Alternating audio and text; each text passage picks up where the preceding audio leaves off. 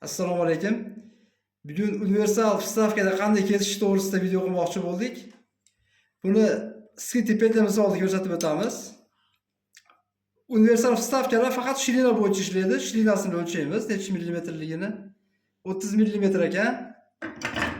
30 mm bo'lganligi uchun shirinasi biz 30 mmlik vstavkadan foydalanamiz. Bu 30 mmlik vstavka boshqa bu sketipedadan boshqa hamma 30 mm shirinalik furnituralarga tushaveradi.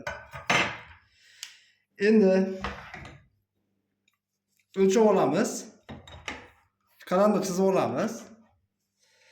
Iloji bo'lsa, mana bu uголnikda qalamda chizib olgan ma'qul, aniq chiqadi. Mana shunday bo'lib chiqadi.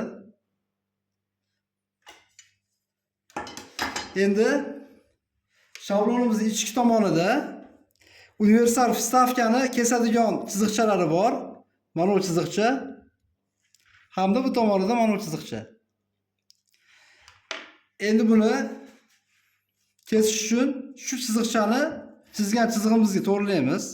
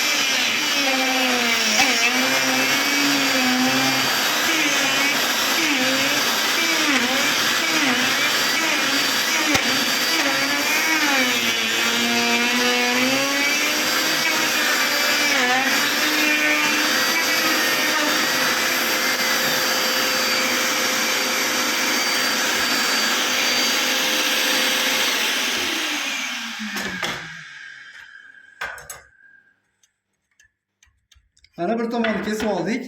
Endi ikkinchi tomonda chiziqchani ham to'g'ri qo'yib olamizda ikkalasini keyin birlashtirib qo'yamiz.